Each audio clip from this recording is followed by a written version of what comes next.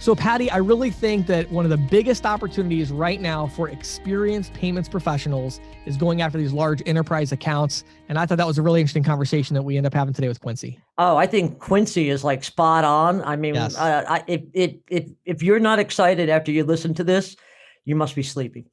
Yeah, absolutely. Because And then he's doing great things. uh, And then I talk about cryptocurrency and how the Fed's going to get involved in the crypto market.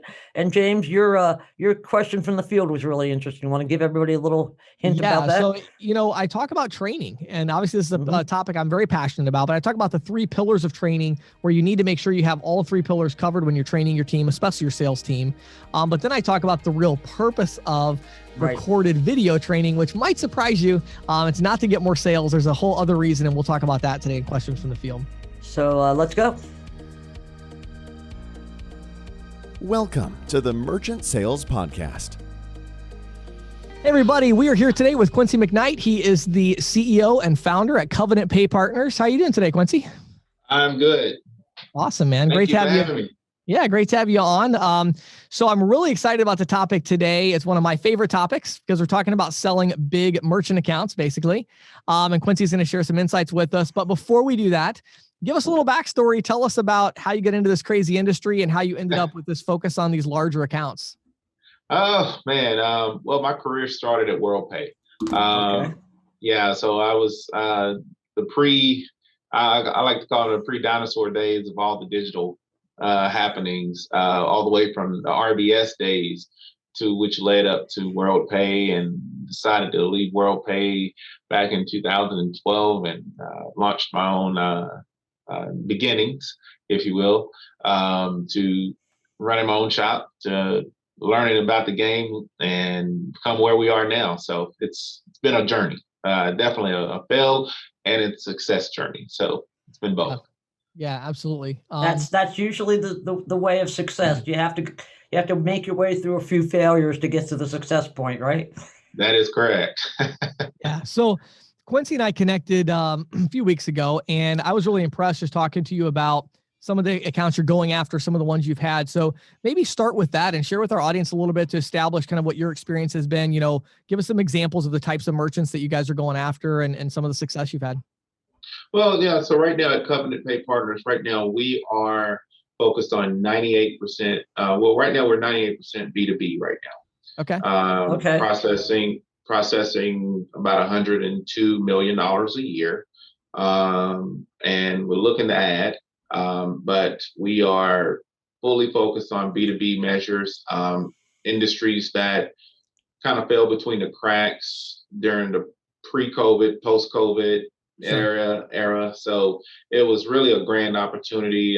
If you're experienced in this industry, you would have seen and noticed that was prime picking opportunity to go get business.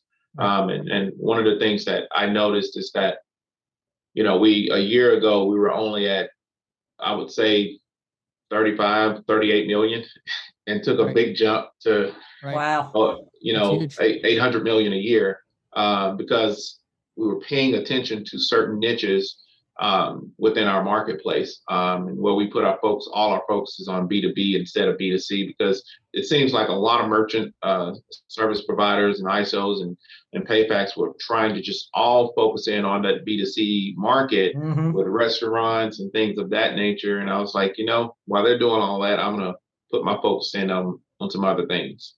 So when you talk about niches that were kind of falling between the cracks, can you give us an idea of what particular niches you're talking, an example or two? Yeah. So for example, global retailers. Okay. Yeah. Global retailers they were taking a beating, because all the way from the technology issues that they were having to funding issues, settlement issues. A lot of the banks, Wells Fargo, for example, they were cleaning house, it seems like. And during this past year, we picked up more business that was running through some of the top processors out here that we were able to reformat them, go back to the drawing board with a lot of these CEOs and literally sit down with them and put a new drawing plan together. One thing too, I want to just kind of point out here, I think it's interesting. all of these mergers and acquisitions that have happened. We've talked a lot, Quincy, on the podcast about how that's impacted, salespeople and smaller ISOs. But I think one thing that you're pointing out here, that if I understand what you're saying, which is a trend that I've seen as well, is that it's also really had an impact on these large enterprise level, merchants, because, they fell through the cracks as well a lot of times, right? Like they, these big accounts, like they had their person that was their support person or their salesperson. And through the acquisition and the merger and the streamlining, that person no longer works at that company. And, there's been this shift and there's been this kind of uncertainty. And so have you seen that where a lot of these enterprise accounts where they seemed a little bit more impenetrable before, where it's like, we already have our processor, we would never dream of switching, it's too inconvenient, where maybe now because of the uncertainty in the industry, they're maybe a little more open? Is that something you've seen? Oh yeah, because of the failures that they were experiencing, and that's the thing. What COVID taught businesses so many lessons. Whether we want to agree with them or not, every business owner had to go and question their business plan, and go back and look at the trajectory and the scaling of every organization out here. You had to go and look at it to cover yourself. And one of the things that we saw especially with the large enterprises, that, like, for example, one of our largest accounts now, they went through a bankruptcy, and they're in every major airport in America, and they went through a bankruptcy, and we were able to pick them right back up, all because we were asking the right questions. And the CEOs, their leadership, tons of their C-level leadership got moved around and exchanged around. So it was really, really having the right answers. And this is where dealing with these enterprise accounts, experience outweighs a whole lot, because you can move faster when you are experienced in this industry. And especially when you're dealing with C-level type of conversations, they want to know that bottom line. They want to know, these are our issues and can you help us? And fortunately, I have a good staff that's smarter than me, that we're able to put together band-aids for a lot of these enterprises out here that were suffering, or they were getting ready to see that they were going to suffer, and we were able to come through. So how do you find these prospects? Is this reaching out, sort of like cold calling, or networking, other kinds of prospecting? How's your team come into contact with these guys? Well, that's a good question. One of the things that I found that what worked for me in my market, I'm in Nashville. So one of the biggest things that what's helped us here is the fact that a lot of corporations are moving their headquarters here to Nashville. So with me being from Nashville, born and raised here, and then being in this industry for 22 years, it helped me navigate faster than most. Because you already had the contacts with the resources, the resources of people. And one of the things that I would tell anyone, because of the uncertainty that this climate has placed on people in corporate American jobs, it's utilizing this taken. And to answer your question, I want to be very specific. And I think that every merchant professional out here could really leverage this. And this was what we did. We actually went and focused on the C-level individuals that were let go from their positions. And we brought them in on our referral program. And gave them a very nice stipend, very nice referral bonus for their networks. Interesting. Very cool. Yeah, so we went after the C-level executives that were moved around, or they lost their jobs, or whatever. We gave them opportunity, and we sold them on, okay, let's make your net worth match your network now. So we took that analogy and put it to use. So now we have some of the top C-levels that now, and it's so funny because now a lot of people are coming back and thanking me because of that, just the idea of it, because they think that, man, this was their outlet to become that consultant they always wanted to become. Right, sure. Right. So now they're not just serving, my industry, they're serving other industries with their networks now. Right. Leveraging their networks. Excellent. Yeah. taking these opportunities with these C-level executives and letting them leverage what they have gained for the last 20, 30 years. I mean, just to let it go by the wayside is a smack in the face. Right. Yeah. Sure. You know what? So we just took advantage of it. Yeah, I love it. I really want to dig in on this a little bit, Quincy, because I think it's such a cool idea. In our industry, I think one area where we really struggle is we do get people reaching out that have, as an ISO, as a processor, you get these people reaching out. They have a network. They tell you they have a Rolodex, but they don't want to sell credit card processing. That's not their calling, right? That's not their mission. They're moving on to their next executive job. They're moving on to start their next business, whatever it is, right? But they do have this extensive network. And I feel like our industry really doesn't know what to do with them. They really don't. They generally they either say, well, we don't want to work with you, or they say, well, you can board accounts if you want, and we'll make you a sub agent. So talk about, these people in that transition. I mean, what's important to them? What's your pitch to them? Is it about the money? Is it, is it about the flexibility? Why were they interested in this? And give us a little more specifics of like, how did you approach these people? What was your pitch to them to say, hey, I know you don't want to sell credit card processing, but here's a way we can work together to make money in this industry. Like, can you give a little more context to that? Sure. Well, I took the emphasis off of selling credit card processing. Okay. Let's just put that on the shelf because that's a cliche, man. It's, nobody wants to hear that. Right. Yeah. Right. So I took the value added proposition to them of, hey, you've been respected in your industry for however many years, correct? And they will agree with me. And I proposed them a question of, if you could put a value on your network, what do you think that value is? What does it look like? And a lot of people have never thought about in those positions what their actual reach is.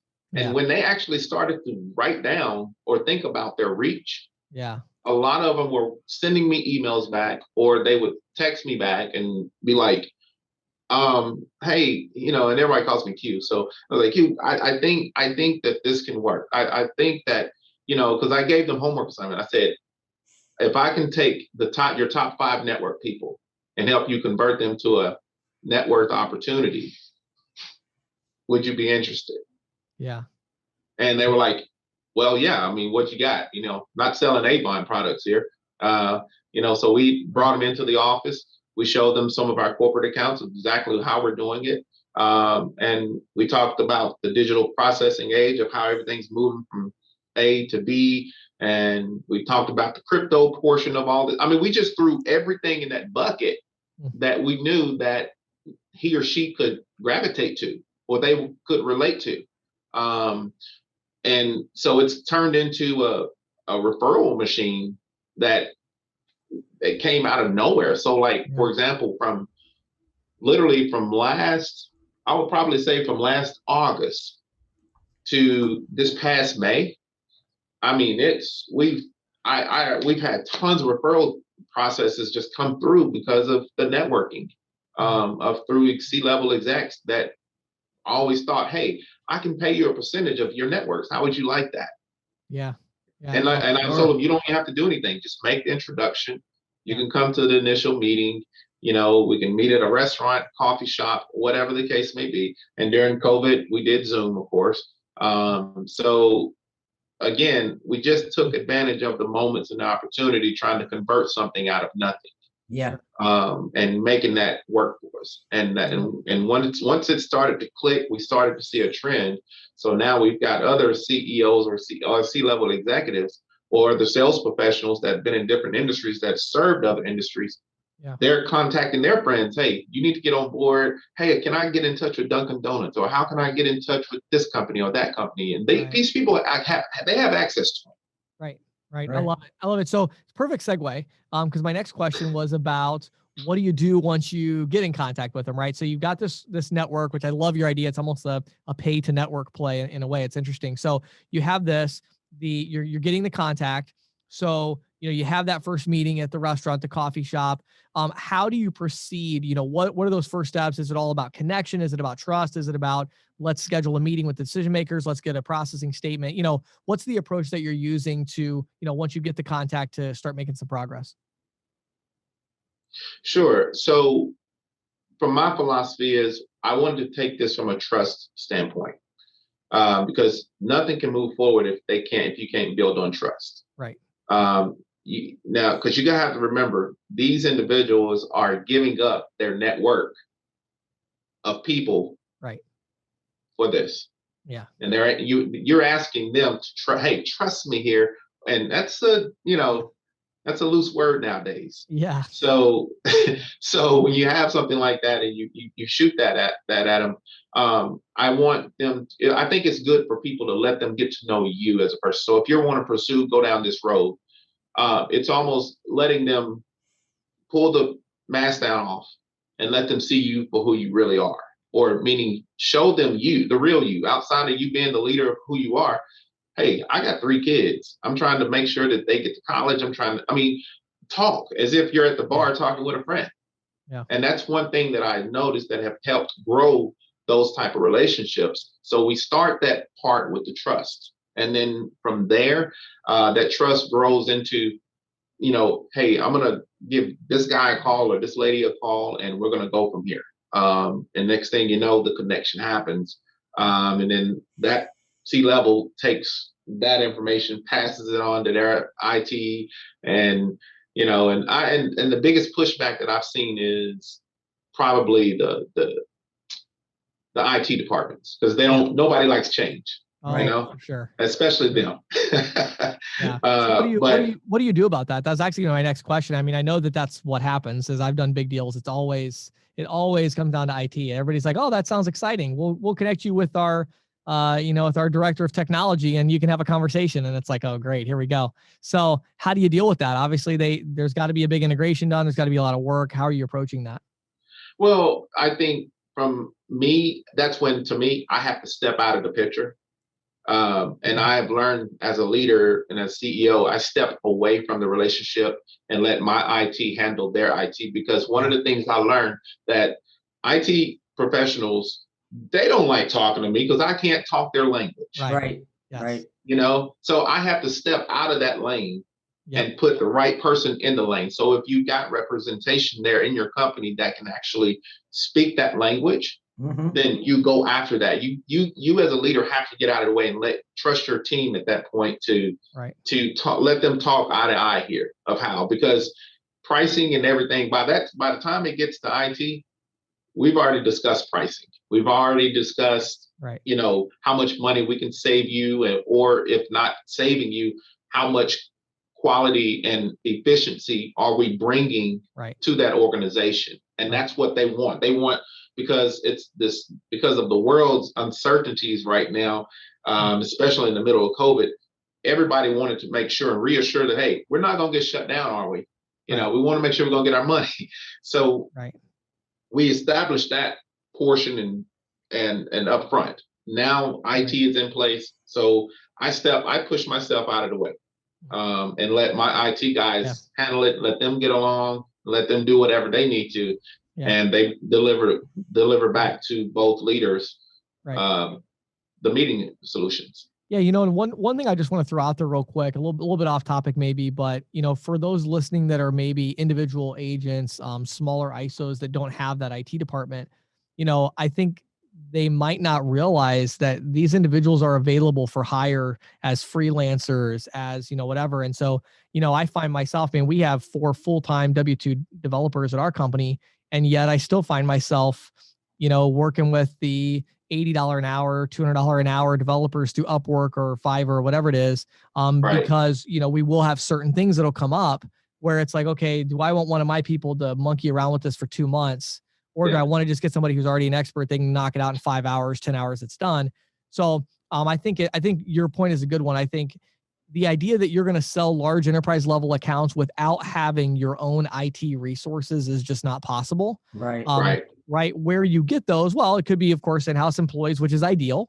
But if you're not that large, it can also be contracted, and find people that you can work with that have a background in working with different gateways and understand kind of the payments, ecosystem. But, in my experience, I don't know about you, Quincy, but to me, when the IT departments get involved, it isn't really very much about payments anymore. It's about their ERP system. It's, the end of all of that is, yes, we're going to have to authorize a credit card transaction at the end, but really no matter, you could be using NMI or you could be using, PayTrace or whatever gateway you're using.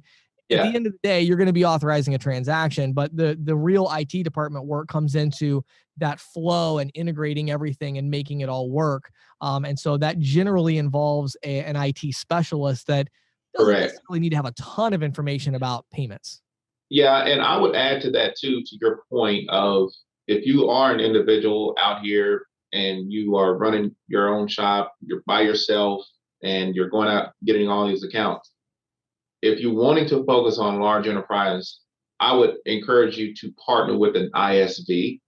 And the reason why I'm saying an ISV is because they have the technical support, the experience on the insides of these organizations. Most of them do. Some don't. I've met a few that don't have the technical expertise to do API-driven processes. But for the most part, they understand it. They get it. So if you are an individual out here, I would encourage you to partner with an ISV that can help facilitate those processes. And then, because that ISV may be able to give you an idea or a product that they already have in-house that you can go sell to a large enterprise. You never know. Right. Yeah. True. Yeah. So let me ask you one more question about this kind of sales process here. So, at what point, okay, IT departments have met, they've kind of, okay, I think we know what we're going to do. We have a general idea. It can be very challenging to pull all the right people back together again, because now it's like, okay, you've got your tentative yes from the C-level, you got your tentative yes from IT, but you don't have a sale yet. So what insights would you have on, actually getting the yes? How do you know when to go for it? And when you do, how are you doing that? Any advice on how to pull the deal together once all the stars seem to be aligned? Yeah, once the stars are aligned, at that point, it's either we're going to do business or not for me. And me personally, that's why I take the challenge of, have I done a good job of selling this or looking at this relationship the right way? So if there's not anything preventing us from moving forward, can we move forward? And if we can move forward, how long will this process take? Yeah, I agree. So it's just positioning like yourself. Timelines. Yeah, I think timelines, isn't it? Like, I just feel like those conversations, it's like you can either have the conversation about if they want to do it, or you can have the conversation about when they want to do it. And I like having the second one. Right. Yeah, I know. Like, hey, looks like we're all set. What's the timeline here? Let's discuss the next steps. Right. Like, sure. Take a proactive approach to that. Yeah. Yeah. Go ahead. What about after the sale, Quincy? What are the expectations of these merchants? Do you still have to do a lot of FaceTime? Is there still a lot of, commingling of IT experts? Or are they more, did they become pretty much self-sufficient? What I have learned this year, again, COVID has taught, you had to go back and revamp a lot of stuff. Okay. Sure. So we have found that we've had more hands-on experiences with companies having to reconfigure every single thing. Like, they've been with one gateway, now they got to get used to having another, or chain of commands have changed. So now it's more hand-holding, I've learned, with the C-levels now, because they are the first ones who get hit with questions because they need answers. Right. So there will be an initial hand-holding, but I'm expecting things to get better, and they have been over the last 2.5, 3 months. Things have been getting better because it's a new relationship for everyone. Right. So walking through that process of looking at the relationship and saying, hey, this is where we started to, this is where we are. And I would almost do an evaluation. Ask your customer. They'll tell you the truth. Yeah. What do you, from the time we started to where we are now, what do you think? Give me your honest feedback. Was there a moment that you were discounting or feeling insecure about a situation? Let them give you that feedback, because I did that the other day to someone, and they really appreciated that I asked, because it shows that you care. Yeah, sure.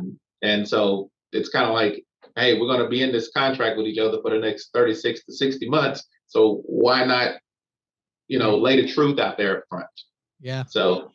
Yeah, I like it. Yeah. I like it. So, This has been so much good information here. I love really. I always love this conversation because, Quincy, I feel like there are so many agents and small ISOs out there that really do have a lot of experience in payments, and they're not valuing that experience. They're really not. They're it's like, okay, I get it. Cash discounting is huge. You're going to sell that. That's great, right? That's fantastic.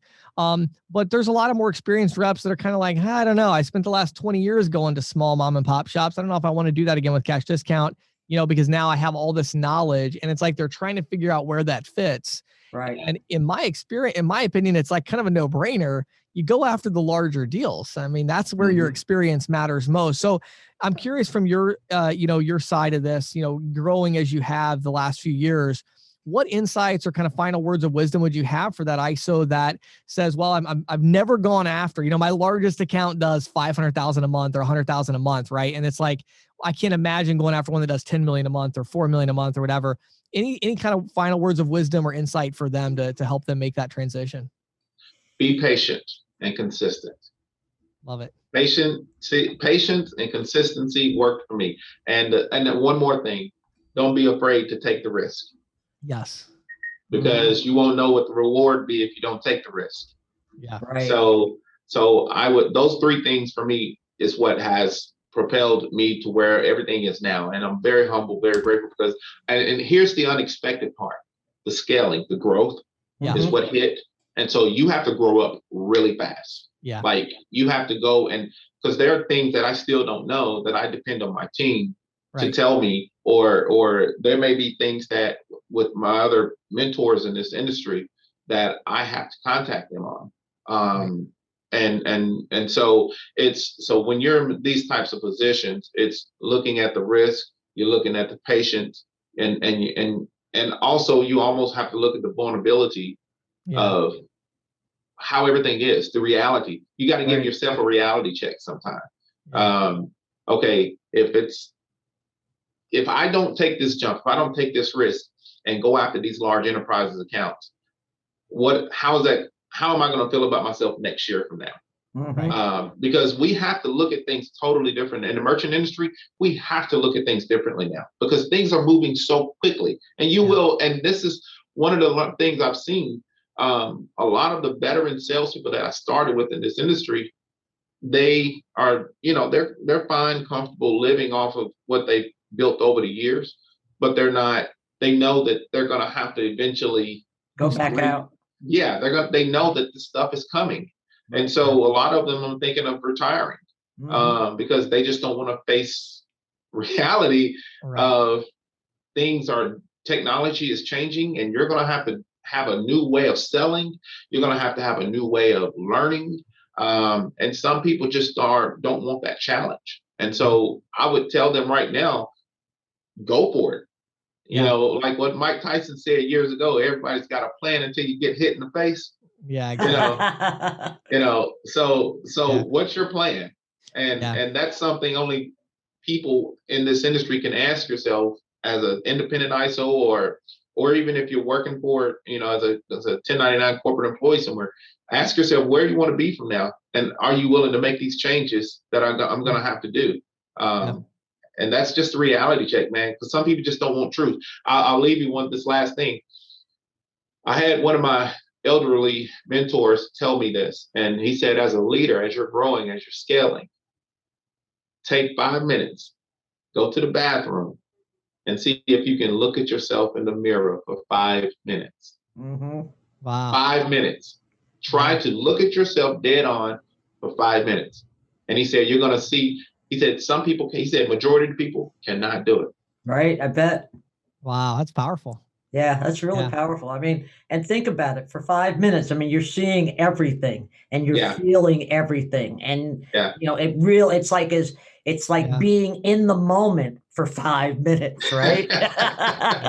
Being in the moment for a moment is one thing, but for 5 minutes, you see all the blemishes, all the, all the insecurities, all the accomplishments. And the last thing I would say, another thing, and I'm glad you're bringing this up because this is I stuff love it. This is great advice. my staff and I, we talk about this all the time. If you are an experienced person in this industry, gather all those moments of their successes and all your losses and create stories with them. Mm. Yeah. Create stories, because Stories are powerful. yes, because I have learned that the power of storytelling with most enterprise C-level industry professionals, that is what sells, because they want to know, how experienced is this guy or this lady? How experienced is this person that I'm putting my corporation, my trust in? Right. How experienced are they? Can tell me about a time when it happened. Instead of them asking you, you should be beating them to the punch of saying, I've had, experiences dealing with some of your pains that you guys have dealt with, maybe not on your scale, but on this level, I've had to deal with these things. And this was my outcome of it. So be able to think about all the stories, failures and successes, and come up with good stories that you can deliver to the client. Right. Yeah, I love it. I love it. Right. Well, Quincy, man, honestly, I think we could just talk for another hour about all this stuff, because I think it's so great. I love the insights. We got to get you back on here at some point. But to close this out today, I know a lot of people listening are going to want to know more about you and know more about Covenant Pay Partners. Tell us where they would go to learn more, and maybe share, are there partners you're looking for, opportunities you're looking for, things like that, and share a little bit of that with our audience and how they could get in touch. Sure. Well, covenantpay.com is our website. I have a great president that now handles everyday infrastructure. So brought him over from the healthcare payments industry. Nice. But we are in the middle of having our first acquisition. So we're very happy about that. Yeah. So right now I'm available and open for conversation. So even if people are not looking to leave and they're just trying to build what they have, I'm always open. My door is always open. Phones are always on. So anytime anybody has any questions or whatever, I'm more than happy to give an honest answer. It may not be the answer that most people be looking for, but I'm going to tell you my hurts and pains and successes with those answers. We're just a growing organization. Right now, we've got 25 employees right now. So awesome, man. Started out with 2. So now we've built up great referral base around the country. So, and if people are just wanting to, even if you're a small ISO out there, you just want to grow that referral base of ISO or networks, we can show you how to do it. It was rather simple. It's not rocket science. It's just consistency, and it does take some work. I will tell you, it takes some freaking work. It is not easy. Anything worthwhile. Worthwhile, it is not easy. Yeah. So what's your email address, Quincy? So in case people do want to reach out to you. Sure. You can reach me at, I'll give you 2 emails just in case you can't reach me on one. You can reach info@covenantpay.com, or you can reach me at Quincy.McKnight. That's McKnight @covenantpay.com. So both of those emails, so we're definitely available for any time for any type of conversation. So awesome. Quincy, thank you so much for sharing your insights with our audience. I know they enjoyed it. I enjoyed the conversation, and just really appreciate your time. Yeah, really valuable information. Thank you so much, Quincy. I appreciate you guys as well.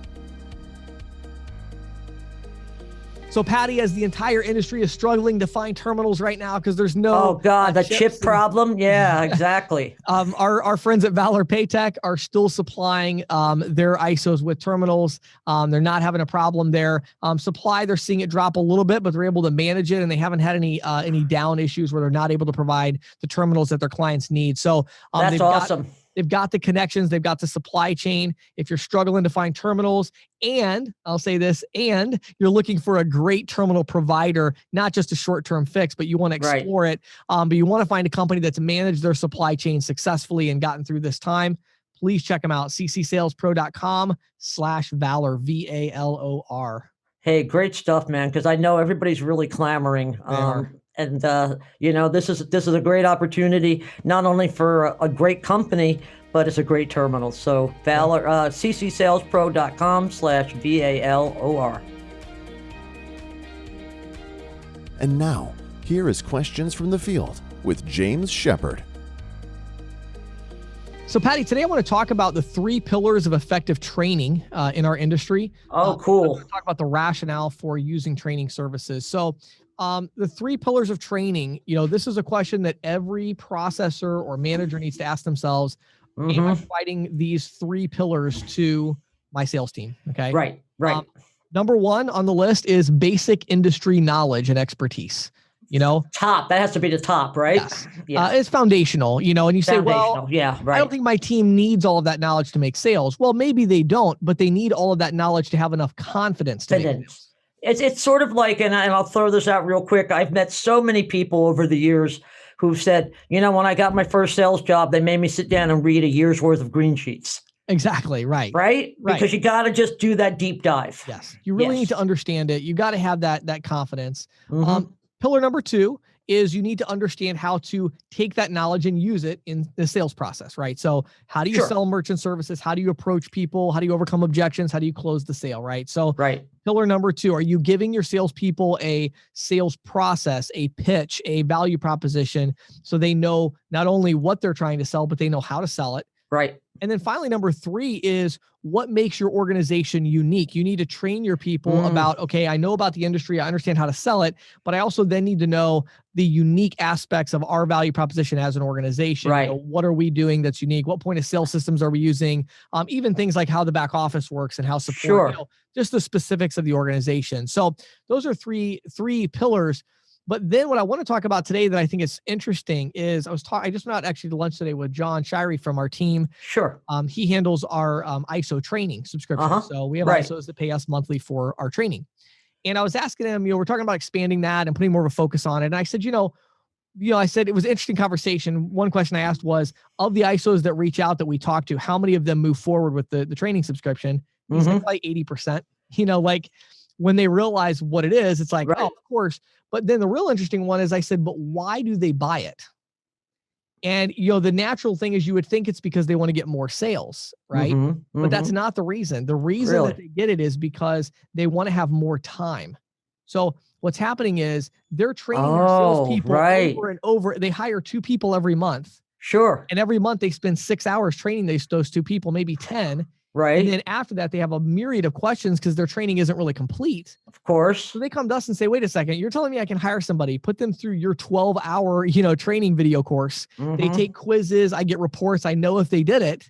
And then at the end, I can just train them on that third pillar of what's unique to our organization. And that's all I have to cover. And that'll take maybe a few hours or a day, right? Exactly. Yeah. Go out, Yeah, it's kind of a no-brainer. So they'll do that because they want to save that time. Sure. But then they do get more sales as well, and we'll hear back from them. So it's interesting. They don't really buy it to get more sales. They buy it to get more time and be able to scale faster. But then they keep it because they start to see more sales from the people that go through the training because, again, that confidence builds. And then now we've even opened up our learning management software that we built in-house with all the tracking and everything for our industry where people that have their own videos, we encourage our clients now, hey, shoot your own video content of your portal, your stuff, your unique stuff. And we just send us the files. We load it up for you and create your own, courses in there. Very sweet. So it's today is definitely a little more of a biased question from the field, but I get so many people asking me about the training that I wanted to address that, if you're an ISO, understand that if you're spending a lot of time training people on the same things over and over again, it might be time to explore a disinterested third party that has this training content already. I've got about 50 hours worth, and we tend to take that 50 hours and we figure out which 10 to 20 hours is going to be work for that ISO. Exactly. Yeah. And then we make the rest of it available as a searchable database of information. But really want to make a structured learning plan or learning path for people as they come into the industry to go through all 3 pillars ideally, or maybe you can have your own content that you can put in video form, or get it through the first 2 pillars of industry knowledge and how to sell. Then you cover that third one live and in person with your team. But that's still going to save you 80-90% of the training time. Sure. Yeah. So if you have questions about that, go to ccsalespro.com and just click on training right there. So you just click on training, take you to a landing page, and we have a lot of different options there that you can check out. Sounds great, James. Thanks. This is the Insider's Report with Patti Murphy. Well, James, I wanted to talk this week about the Federal Reserve, and it seems to be leaning towards offering a Fed-backed cryptocurrency to the general public. Yes. For Fed Chairman Jerome Powell and Governor Lael Brainerd have been talking up the Fed's plans in recent weeks. In remarks to a cryptocurrency conference in late May, Governor Brainerd said the Fed is concerned the proliferation of digital currencies, coupled with growing consumer preferences for digital payments, could trigger consumer protection and financial stability risks. Right. Hence the need for the Fed to step in. And we've talked about this before, but cryptocurrencies like Bitcoin fluctuate wildly in value, primarily because there's only a limited number available. In the case of Bitcoin, it's like 21 million. Right. And that's why, at the start of 2020, the price of a single Bitcoin was about $7,200, I believe. Right. In May, last month, it hit 64,000. And I looked yesterday and it was dipping below 30. So that gives you, that fluctuates. Yeah. And then literally today, hold on. Why was it today? Yeah, I hadn't looked today. Like as of right now at this moment, it's back up to 33.6. Right. So, that's almost that is 10%. 10% in one day. Variance in one day. Yeah. That's crazy. And there's newer iterations that are known as stable coins that are pegged to traditional stores of value. Right. US dollar coin, for example, is tied to the US dollar. But unlike the US dollar, stable coins lack legal tender status.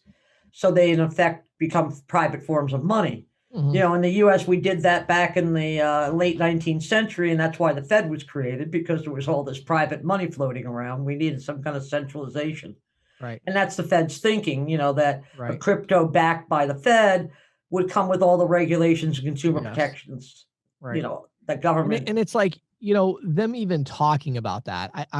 I'm just shocked that the cryptocurrency, market doesn't look at that. And I know that's been a, precipitous fall. Right. Some of these conversations, but obviously Bitcoin would realize that would be a game over problem for them.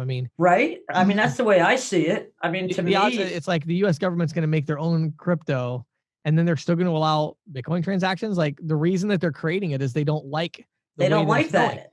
And they, especially don't like the fact that cryptos are used for underhanded, illegal kind of activities. Exactly. What was it?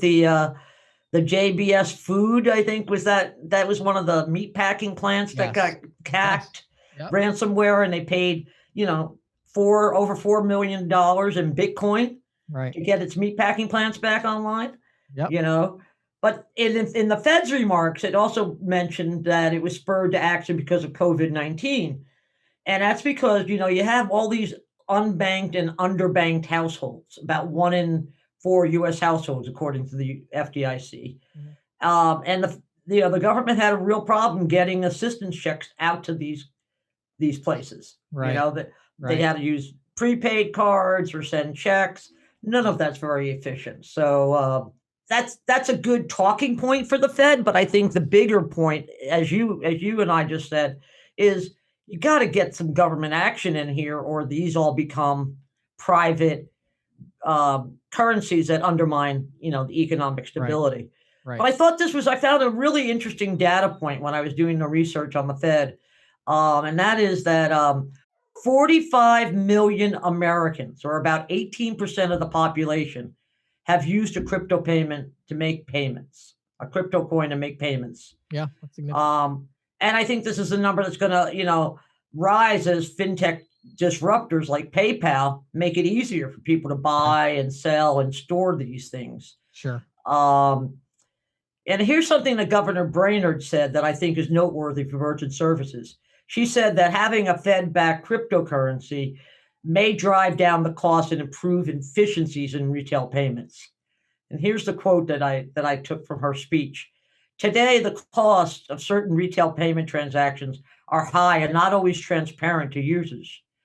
Competition among a diversity of payment providers and payment types has the potential to increase the choices available to businesses and consumers, reduce transaction costs, and foster innovation in end user services, she said.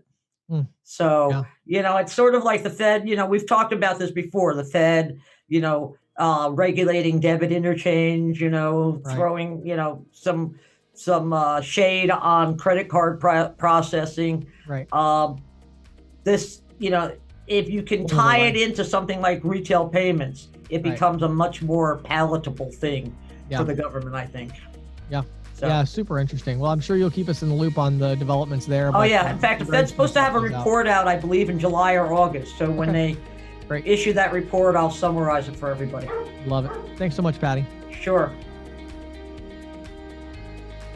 This episode of the Merchant Sales Podcast was brought to you by Valor Paytech, the technology company that is revolutionizing cash discounting and surcharging with innovative features like dual mid support, waive the fee options, and even adding non-cash adjustment charges to tips. Now, all of this is made possible by a variety of technology devices and solutions such as gateways, tabletop point of sale devices, and features like SMS text messaging and e-invoicing, all with cash discounting in mind. Valor Paytech, bold ideas, smart execution. Make sure you head over to ccsalespro.com/valor, V-A-L-O-R, ccsalespro.com/valor, V-A-L-O-R. Schedule your free demo today and watch videos and learn more about this amazing technology solution. Thank you for listening to the Merchant Sales Podcast. Whether you are an industry veteran, processing executive, or just trying to learn about the payment space, we appreciate your time.